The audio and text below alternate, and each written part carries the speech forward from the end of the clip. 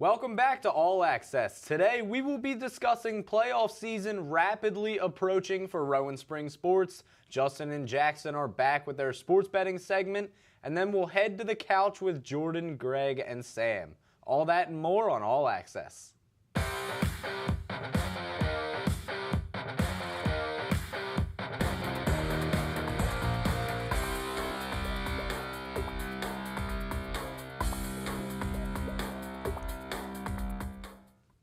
Welcome back to All Access, live from Bozarth Hall. We are here to update you on the most relevant stories in sports today. I'm Nick Rizzo. And I'm Aiden Doherty, and we are back once again. But this might be our final episode of the semester, Nick. But one thing that isn't ending is the 76ers playoff run, because that's just beginning. That is correct, Aiden. It was a gutsy performance out of the Sixers in the play-in game against the Heat.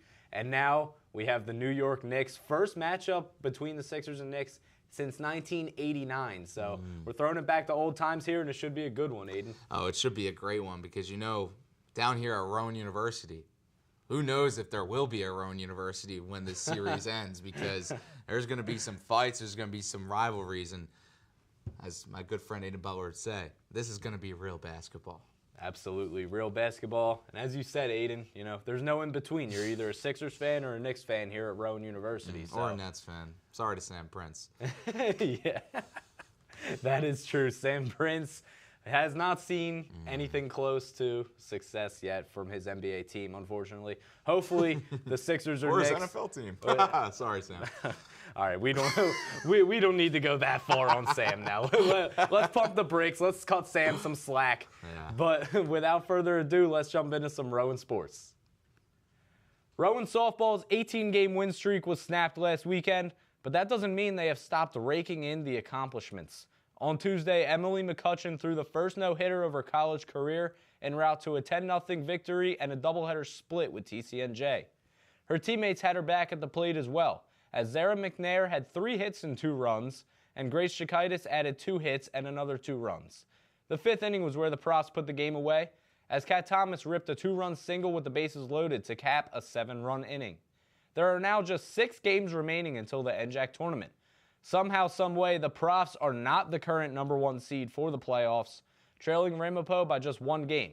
But if Kim Wilson's team takes care of business the rest of the way, a first-round bye will be locked up. Rowan baseball, on the other hand, is back as well with a very solid week of play. Last weekend on Saturday, they had a doubleheader against Ramapo, where they dominated Game 1 13-2. Carson Harcourt had 2 hits for 3 RBIs as the offense cruised. But Game 2, it was a close one, as the offense was not able to put up the same production. They ended up losing 4-3 in 11 innings of play. After that, they had a rare non-conference game in April, but they won 6-5 against York College. They're pitching through 6 scoreless frames after allowing runs in the first 3 innings. Chris Serrano had a big 2-out hit early on in the game for a pair of runs. Dylan Maria got what was the eventual game-winning run with a sac fly in the bottom of the 4th. And yesterday, they had what maybe felt like the biggest win of the season as they defeated TCNJ 11-10 on the road. Jason Morgan and Dylan Maria added homers. Kevin Stewart got the sac fly for the 11th run in the top of the 8th, and the Profs held on. Dylan Maria, who had the home run, also got the win on the mound with his 2 shutout innings and 3 strikeouts. Glassboro's Otani maybe, and Sean Colbert came in and closed the door, and the Profs hung on. The 20th ranked team in D3 baseball picked up a massive win and will look to do that again at 3:30 against the same TCNJ squad today. We are approaching championship season for Rowan Track and Field, and both the men and women's team are in a good position. Last weekend in the Larry Ellis and TCNJ Invitationals, the 4x100 relay team of Masai Bird, Shamar Love, Nana Agyamang, and Evan Kokorin tied the top time in Division III so far this season. Arrington Rim also notched the top NJAC time of the year in the high jump. For the women, Molly Lodge ran her 2nd fastest time in the 400-meter hurdles, which was good for the 5th best time in Division III and the top NJAC time. And then she teamed up with Jasmine Pope, Kat Peterson, and Nevaeh Lorjuice in the 4x400 relay to record the #8 time in Division III.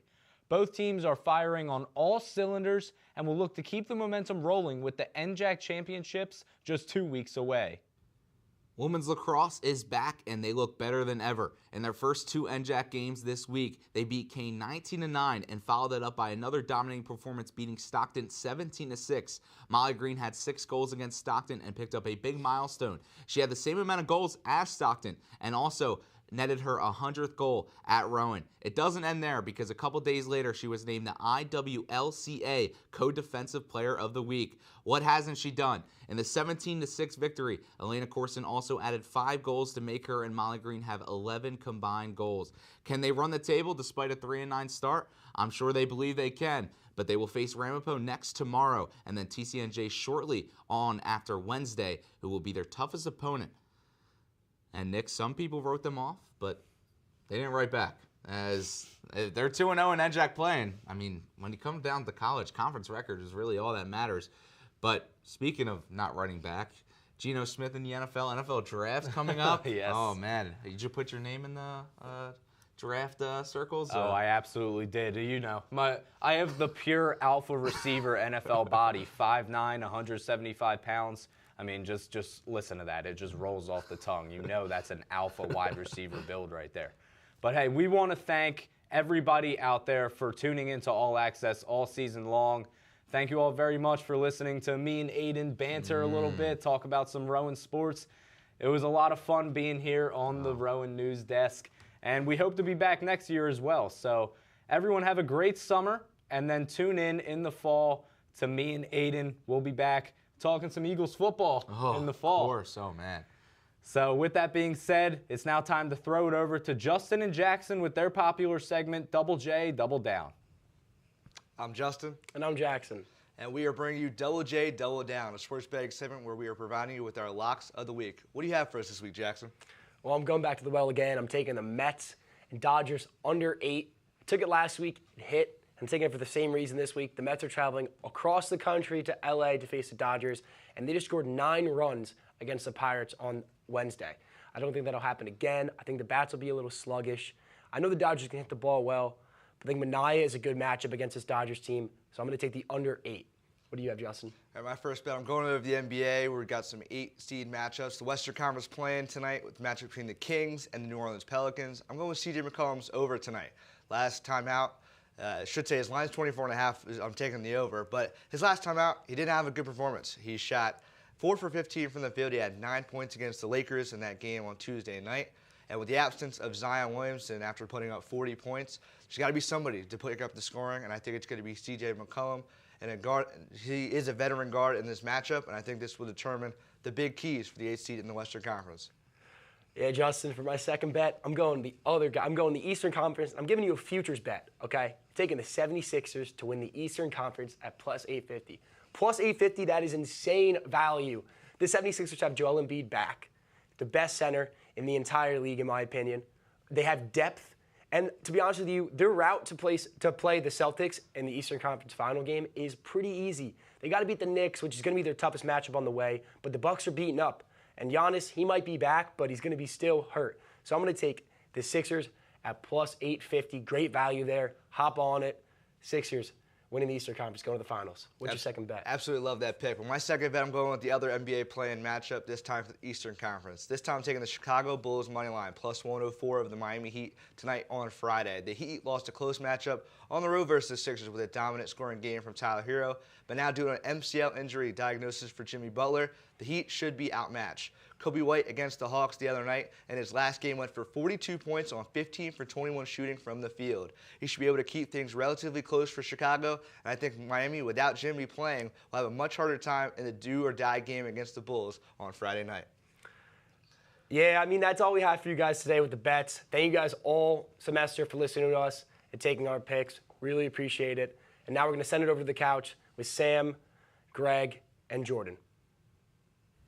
Thanks, Jackson. Those sound like locks to me. Anyways, I'm Jordan Weisinger. Alongside me are Sam Prince and Greg Mazzo, and we have quite a bit to discuss today, starting off with if the NBA should cut down on the amount of games played in a season, with Adam Silver trying his best to make regular season games more meaningful by adding rules such as allowing one star player to sit per game and the addition of the play-in tournament. Are the efforts worth it, Or would it make it easier to cut down the season to limit the amount of load management games? If so, how many games down from the current 82? Sam, we'll start with you. Well, I definitely think they should cut down from 82. I think it's a question where we got to think about what's the appropriate number, and the appropriate number is 65 games because the NBA put in a new rule where the MVP has to play 65 minimum games. So if your MVP has to play 65 games, if players want this season to be shortened, shouldn't it just be 65 games to begin with? I would have to agree with you on that, Sam, but I also want to mention about the in-season tournament. I don't really think it's that much of a factor, only because I think the players care more about the playoffs. And, I mean, what is really the in-season tournament like? Like, I know you're winning something, but no one's going to look at it and say, oh, if, let's say, next year Giannis wins it. No one's going to say that, oh, it's going to go on his resume, it's going to look good. People are going to look at MVPs. People are going to look at All-Stars and championships at the end of the day. And I think most of these players are preparing more for the playoffs. So I like the idea of cutting down on the games. I mean, it's less pressure on the players and injuries and the load management stuff I really do like. So I think Adam Silver is trying his best to grow the game as possible for these players. Do you think the 65 games that Sam mentioned is a pretty respectable amount? I think it's a good amount. I would say like 65 to 70 games. Even the 72-game season that happened in 2020-21 season when they had the cut back the season with the COVID and stuff. But I think the only problem that the NBA might have is that the market could be a problem where you're seeing a lot of these fans are going to come to the games, but the owners won't make as much money because you're cutting down on the game. So I think that's the only issue with it. But other than that, I think this is more of like a player thing where you want to get these guys involved to play as many games as possible and make the regular season more meaningful. Do you agree with him? And do you think the players are in the right, or are they in the wrong when it comes to load management? I think they're in the right. Look, they're resting their bodies at the end of the day. Their goal is to win a championship, and they have to rest themselves a game or two. Then that's what they have to do. On to our next topic of discussion. The NFL draft is less than a week away. After Caleb Williams, who were the best quarterbacks in the NFL draft? I want you guys to answer 3 questions for the viewers. Who is your personal second favorite QB prospect? Who is worth drafting with upside at QB2? In what situation would your QB2 prospect fit best? This time, Greg, we'll start with you. I like Drake May a lot. I've always been a Drake May guy. I think he's going to go number 2 to Washington. I like his raw talent that he has. I think Jaden Daniels is a nice quarterback. I do think wherever he goes, he will be good. But it's all going to come down to the system and the coaches that these guys have. Because we've seen in the NFL for years, if you don't have the right coach, if you don't have the right team around you, if you don't have, which I think is most important, having weapons and an offensive line, then these quarterbacks are not going to succeed. So I think Washington, they weren't great last year. If you take Drake May, it's going to take some time for him to process. And I don't know how much I really trust Quinn as a coach to really get that team right, but I do think if they do have some talent on that team, but I think the coaching might be a little bit of a problem, but I can see Drake May overcoming that a little bit, and I think eventually in 2 or 3 years he could be a real good quarterback. Sam? All right, so 3 questions. First, my personal favorite QB2 in this draft is easily the Heisman Trophy winner, Jaden Daniels. Put some respect on this man's name. And yes, he's absolutely worth drafting at QB2 with his upside. Look, he has the most potential in this draft to be the best quarterback outside of course, Caleb Williams, who's getting compared to Patrick Mahomes, Andrew Luck already, and he hasn't even stepped foot in the NFL yet. But the place where would fit the best isn't the Commanders. It's the Minnesota Vikings, because the Vikings already got a good offensive line. They already have 2 great weapons in Justin Jefferson and Jordan Addison, and they also got newly acquired running back Aaron Jones. Look, and the Vikings have an upside in their defense, which is getting better with Brian Flores. Look, this Vikings team, if they trade up for Jaden Daniels at the number 2 spot, I'm going to say it, would be an instant Super Bowl contender. I do like your point on that. One thing you did forget to mention is that they also have TJ Hawkinson as well, who is arguably one of the best tight ends in football. But the only problem is, if the Vikings were willing to trade up, how much are they going to give up? I don't really see them doing it just because they would have to give up so much. I think with the spot that they're in right now, you're kind of looking at a day 2 type quarterback with like Michael Penix or Bo Nix. You're looking at one of those quarterbacks. So I don't know if they're going to be able to trade up to get Drake May. I don't know if they're willing to do that. They're not going to trade up to get Drake May. They're going to trade up to draft Jaden Daniels, and they have 2 first-round. New England then, because I think Drake May's going too. No, he's not. It's going Jaden Daniels. Look at the I reports don't know with Adam about that. Schefter. But the Vikings have 2 first-round picks, Greg, and they have depth in the next couple years, so they can trade some mid-round picks in the 2025 draft. I mean, that's a point, but like, it's also the value of how much you're really going to get for those players. Like, I think that's what it comes down to at the end of the day. Like, I don't think any of these players are going to be, like, these organizations are going to be asking for, like, Justin Jefferson or anything like that. But it's all going to come down to the organization that they're actually committed and willing to do that. I respect both of your guys' takes, and that's going to do it for today on the couch. I'm Jordan Weisinger. Alongside me are Sam Prince and Greg Mazzo. Thank you all so much for tuning in to another great season of All Access. All of us here, we're more than grateful to bring you all new sports for the 2024 spring semester at Rowan University. Have a great rest of your summer, and we will hopefully see you all next semester.